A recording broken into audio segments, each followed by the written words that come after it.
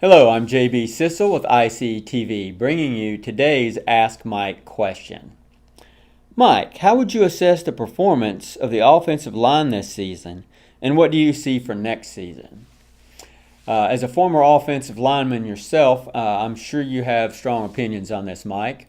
Yeah, so the offensive line is something I've been harping on all year. Obviously, it's my bread and butter. It's the one thing I watch the most when I watch any football game, but especially Carolina games. The one thing that I've repeated adamantly all year long, and I'm going to do it again here, is we've gained experience in areas that we didn't expect to gain experience in with our younger players. So the negative of all the injuries bred a positive, which was game experience, game reps.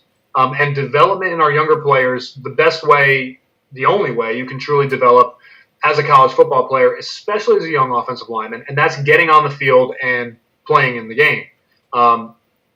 With that being said, we had younger guys that came in, specifically the ones that come to mind immediately are J.J. McCargo, Polino, and Charlie Heck. Those guys came in, they played, they did a very good job, and they got game reps, whereas we didn't really expect them to.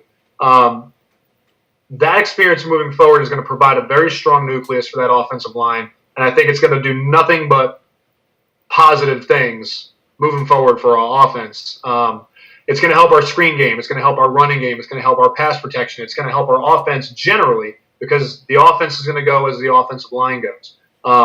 Overall this year, again, I measure success in different ways other than wins, losses, and overall O-line grades. I think the way the offensive line performed this year, there was a lot left on the table, and they obviously could have played better. But I think that the young guys that came in played as well as we could expect them to play, and they did a lot of surprising things. In a lot of areas, they played better than I expected.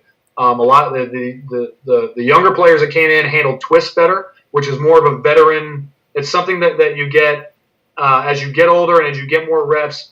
Twist game is the one thing that gives young guys headaches and gives old guys headaches the same. And the only way you get better at it is being on the field and actually having time in a system and playing next to your co-offensive lineman, whether it's a tackle and guard or a center and his two guards.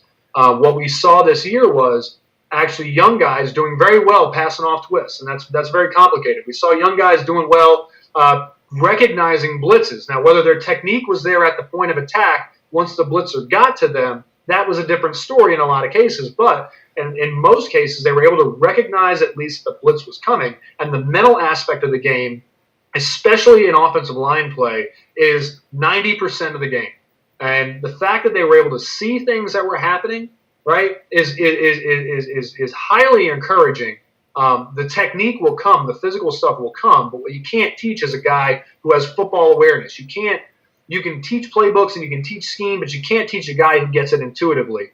And I think what we're starting to see is some growth and maturation in those young players. We saw it from the beginning of the season to the end. If you watch the body of work, okay, there was drastic improvement in overall football IQ and understanding of the offensive concepts. So not necessarily the individual plays themselves from a mechanical standpoint, but more organically from a conceptual standpoint. We saw the younger guys that were playing start to understand that and get that a little better. And that was something that I noticed, and I tried to bring it up whenever I could. I thought it was a huge positive.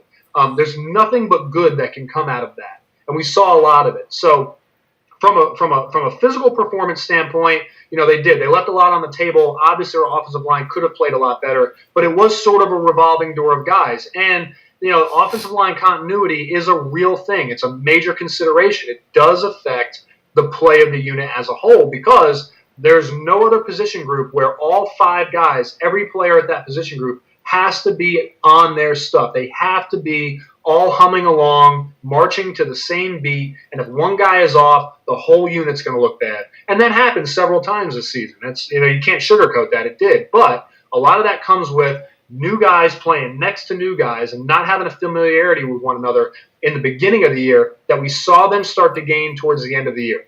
Nothing but good comes out of having guys with game experience, and we've got a ton of them now. So I would expect to see good things out of the offensive line next year. We saw a lot of good things out of them this year, more so than I expected to once we got hit with the injury bug.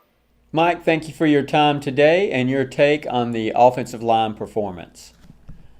For Mike Ingersoll, this is JB Sissel. Thank you for watching ICTV.